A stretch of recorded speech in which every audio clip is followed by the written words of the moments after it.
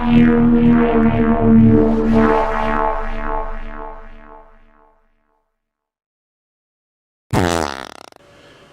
going on, arcade nerds? This is the first time I've ever pressed the power button on my brand new camera, so we'll see how this goes. Let me know if you see any quality or not. But anyways, as you can see in the picture here, we have 6 pokey chips, and all 6 of these chips have been tested bad. And I want to try to revive these. Let me explain this. About a year ago, someone on Claw mentioned that they had success reviving a dead pokey by heating it, and I want to try this myself. But first, let me explain what a pokey chip is. Pokey is short for pots and keys.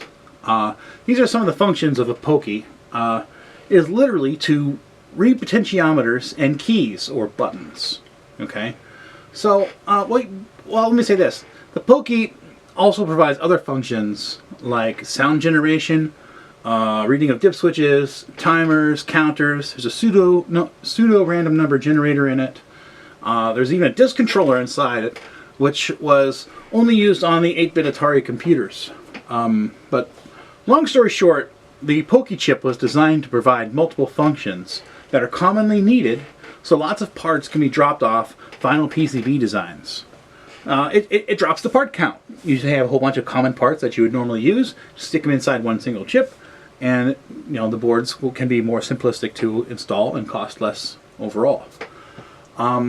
Before we do our experiment, I want to talk about some possible causes of this chip's failure and reasons why heat might return them to service. A few possible causes of failure could be ESD, or electrostatic discharge, electromigration, poor or broken bond wires, like poorly conducting, moisture or galvanic corrosion. The main cause of failure of this chip is still up to speculation, because as far as I know, no one has examined a dead pokey with a microscope and publicly reported their findings. Okay, let's say any chip can be damaged from ESD or electrostatic discharge, and pokies have a high failure rate, so if they are sensitive to ESD, they might be a little more sensitive than the rest, if that makes sense. A likely cause could be broken or poorly welded bond wires too. I believe this chip's bond wires are ultrasonically welded, which is not the best method. I could be wrong. If you know how the bond wires are welded, please leave a comment down below. I'd like to know. I'm not sure about what type of bond wires they used, but if aluminum was used, I suspect any moisture inside the chip would cause the formation of aluminum oxide, and that would kill the bond wires. There could be even galvanic corrosion. Who knows? If I were to put my money on the most probable causes, I would guess either bond wire connections or electromigration. Let me explain electromigration a little bit.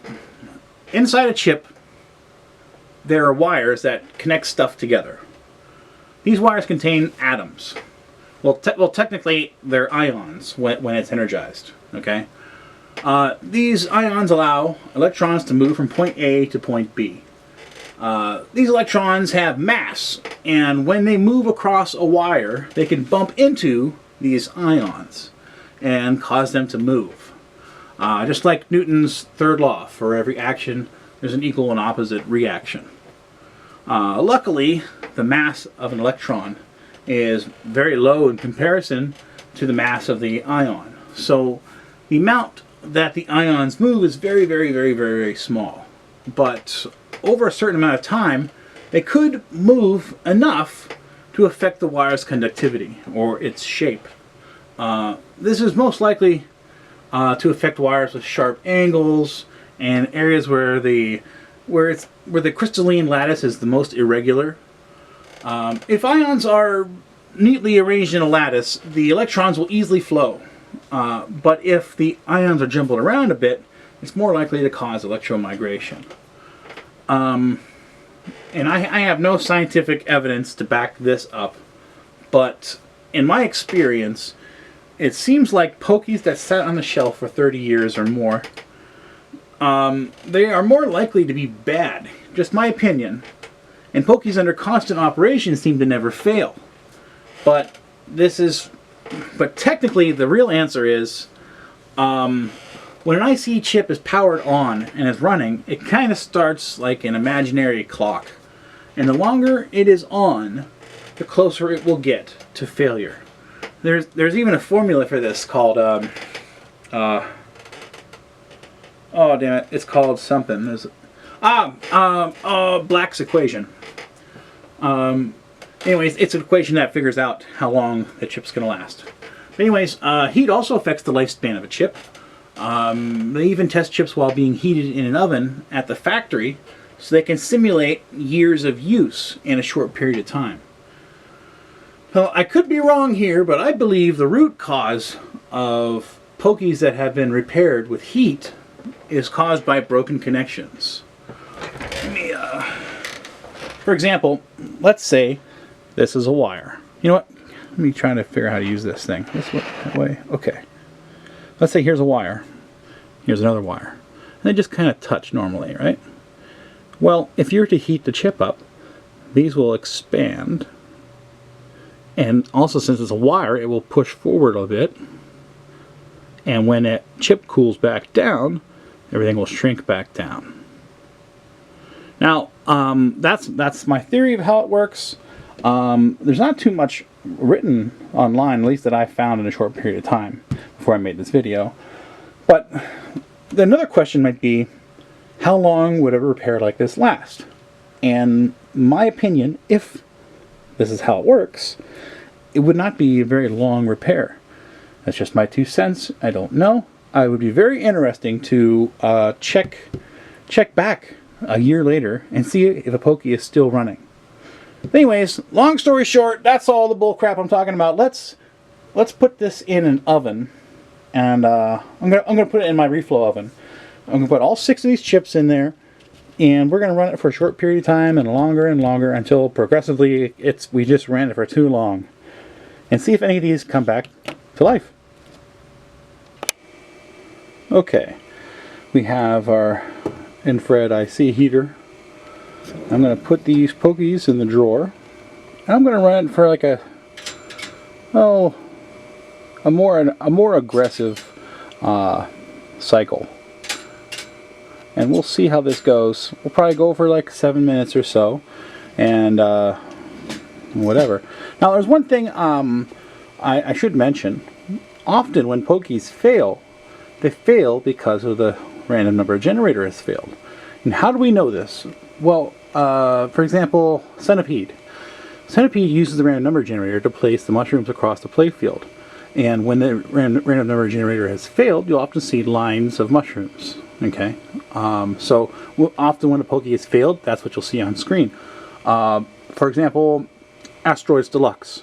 When the pokey fails in Asteroids Deluxe, you can tell this way. You'll see overlapping asteroids. And the reason you see overlapping asteroids is because Asteroids Deluxe uses the pseudo-random number generator to place the asteroids in places on the screen. Another example is Tempest. Tempest will lock up. Oh, there's a certain level it'll lock up. And the reason it locks up is, believe it or not, there's a part of the code in Tempest that checks the pseudo-random number generator to make sure it's really running on a pokey. So, one common failure of this chip is the pseudo-random number generator. So anyways, let's go ahead and let's run this, and let's come back and I think I'm going to put them in my Centipede, since that is the easiest to get to right now, and we'll test them one at a time, and let's see if we have any life, because these are verifiably dead. So, you know, if any of them come back, or if all of them come back, oh, that'd be great. But anyways, let's see what happens. Okay, so we now have our chips. They have been baked for 7 minutes at approximately 300 degrees Fahrenheit. Now, I should mention something. I know some people might cringe. Oh no, you can't bake a chip because every time you heat up a chip, you're going to cause it to fail. You know, the truth is, a chip during manufacturing process can reach 1,000 degrees Celsius, and we're only heating it to, what would that be? About 150 degrees Celsius. So we are certainly not overheating it. Now, while the chip is under operation, heat will wear out a chip, but we're not actually energizing, we're not powering these chips in any way, and so trust me, what we're doing here is actually safe. Okay, here we have the freshly baked pokies, and here is my centipede PCB. So I'm going to hand my beautiful wife the camera, and I'm going to pull out a known working pokey, and we're going to replace it with these guys. You know, okay, so I'm going to put this in the centipede machine, and you know what, Kelly, put that in there real quick.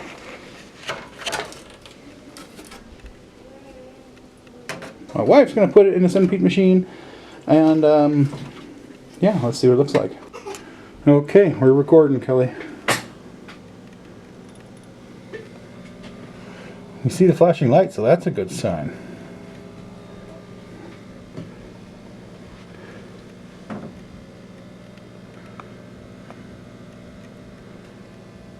I see mushrooms.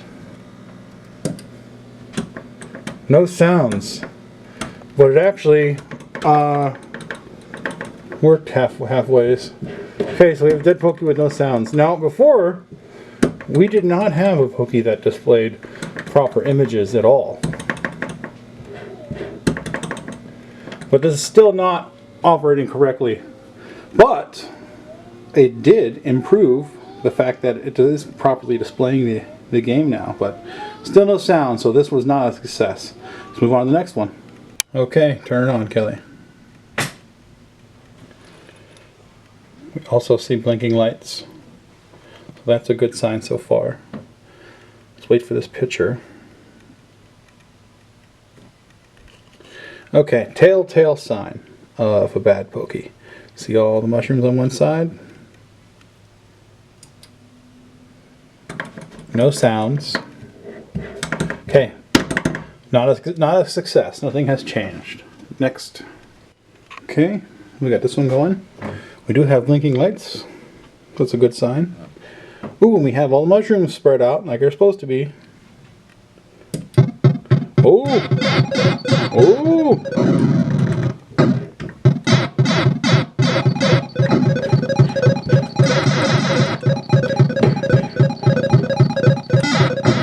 Here, hold the camera here. Let's play this a little bit.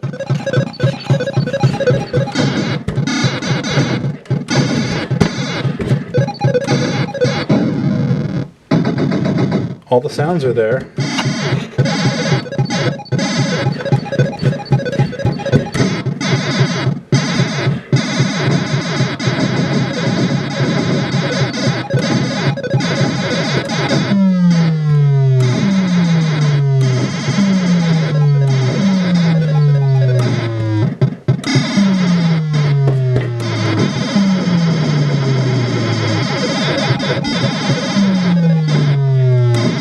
I'd say this is a success. That is a revived pokey. Alright, let's try the rest. Okay, to save you from all the boring video, one out of these 6 pokies was actually revived, but all the rest are still dead.